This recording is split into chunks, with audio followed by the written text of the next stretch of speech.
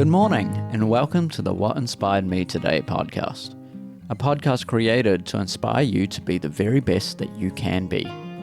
My name is Stephen Matthew, and this is what inspired me today.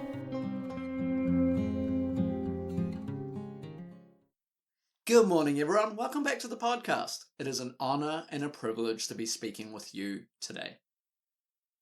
First off, I want to say a big thank you to all of those who have commented and watched the previous podcast. I take all of your feedback to heart, and it is giving me the incentive to be able to continue making a podcast in this format. So thank you for your feedback. I will take them to make incremental changes, and I greatly appreciate your continued support, both here on Spotify and any other platform that you listen to, as well as now having a visual format through YouTube. For those that don't know where to find it, look for What Inspired Me Today podcast on YouTube. Thank you from the bottom of my heart for all your support. The quote that I wanted to share with you today is from John Quincy Adams. He was the 6th president of the United States. And he says this: "If your actions inspire others to dream more, to learn more, to do more, and to become more, you are a leader."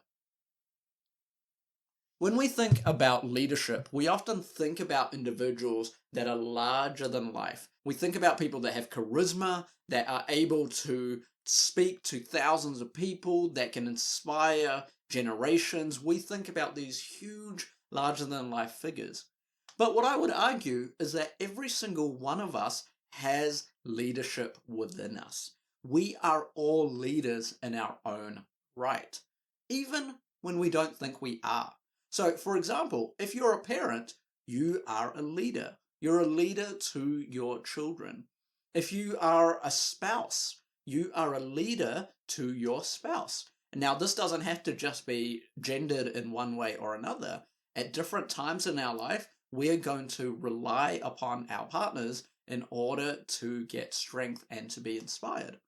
If you are a sibling, you might be a leader for your younger siblings, or vice versa. If you're a teacher, you're going to be a leader to your kids and your students. If you're a manager at a workplace, or if you're a co-worker, you might be leading the people around you, and so you might be a leader in that front. And finally, if you're a mentor, or if you are getting mentored and are a mentee, you might be a leader as well.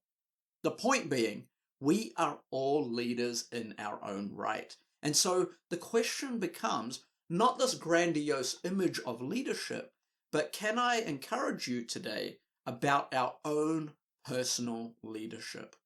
That's what I want to talk about today.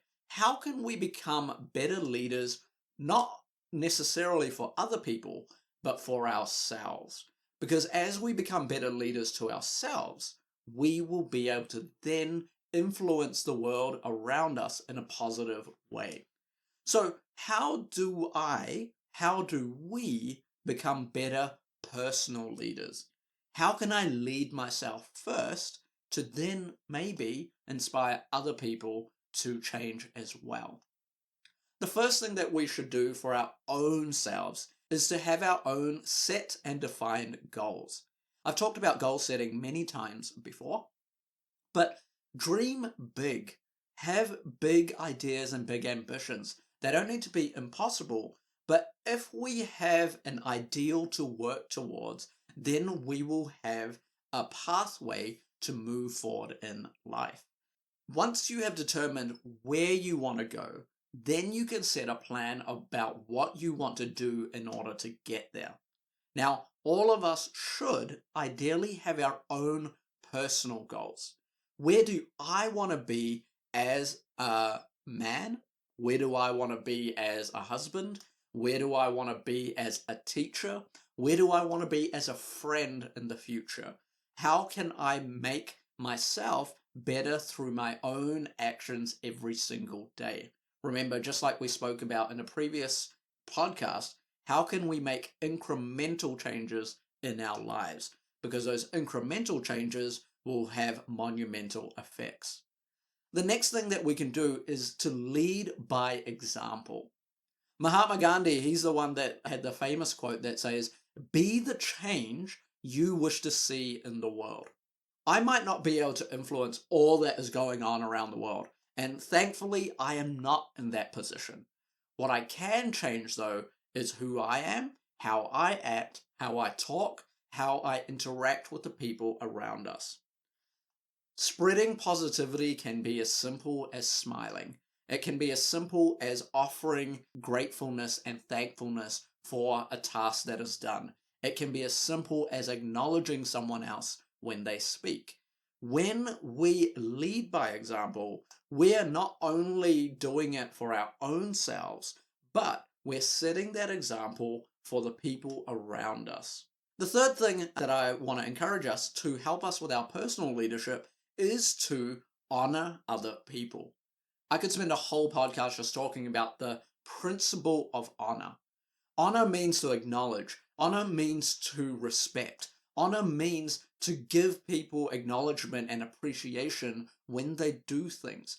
We are all individuals as human beings seeking validation, seeking love and compassion from other people.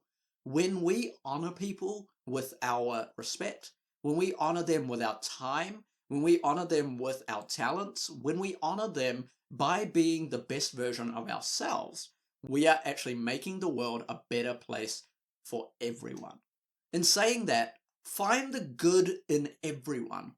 Now, there are going to be people that you like and those people that you don't like as well, and that is natural. But finding the good in every person that you come across, finding the value in that person and seeing their humanity through your own eyes and through their eyes helps us to open up dialogue and helps us to develop a greater sense of humanity. And so find the good in others and ultimately care for other people. Do unto others as you would have them do unto you. As we care for the human beings around us, we develop an empathy, we develop in love, we develop in compassion, knowing that none of us are exempt from the troubles in this world. None of us are exempt from one bad day that could cause us to snap. When I look at individuals and I see the sadness in their eyes, especially if they are homeless, for example, I have to remind myself that the position that they are in, I am not that far away from myself. And so I have to extend grace and compassion, as an example, to those individuals in my own day-to-day life. So we can grow in this empathy for other people. The next thing that I want to say is that we should, when the time arises, embrace new ideas and new opportunities as they come. I will never claim to know everything. I will never claim that I'm the smartest, that I have the most degrees. I will never claim that I am this high and mighty person, because there is always something new to learn. There is always perspectives I have never heard about before. There is always new things to understand. And so being open with your mind, even if you don't agree with the ideas, even if you don't agree with the concept sometimes or other people's ways of thinking, that's okay. If I can understand you better, we can have better conversation. We can develop in friendship, even if we are diametrically opposed from each other. And so, as we do that, we're actually setting up a time for opportunities to grow in our own lives, to grow ourselves, and to build other people up with us. The second to last thing is this: actively reject pessimism. This is something that I have to work on myself every single day. There are so many things that are changing in the world at a rapid pace, and it is very, very easy to fall into a pessimistic mindset. When we fall into pessimism, we become defeatist in our mind. And if we become defeatist in our mind, then we cannot positively change the world in an efficient manner. When we look for the positives in this world, it takes effort and it takes a little bit of trying to do so, because our brain is naturally inclined in order to steer towards pessimism. So it takes active work in our mind to reject pessimism. Life is temporary, and that can be a great thing, and it can sometimes feel like a negative thing. But just know this, that this too will pass. And so I want to encourage you to actively reject pessimism. The final thing is this. In order to develop yourself and personal leadership, find someone that you like, someone that you admire, someone that you look up to, and ask them to be a mentor in your own lives. Because none of us can get by and learn new things without people teaching us. Ask in humility if someone else can be your mentor. And you can have mentors for different parts of your life. Some people might be more financially adept. Some people might be more relationally adept. Some people might be better in the workplace. Find the people that you admire, the ones that you want to learn from, and ask them if they can be your mentor. In the same way, just as you ask to be mentored, open your mind, open your heart, open your time for those that you can mentor yourself. We might think that we're not ready to mentor other people, but just know that your life experience counts for something. Your life experience and the things that you've gone through are things that other people can learn from, that other people can glean wisdom from. And so don't put too much pressure on yourself. You don't need to know everything in this world. But when you pull someone up, you are raising the tide, pulling up other boats with you. You are raising other people up as you develop yourself. And so I want to encourage you today.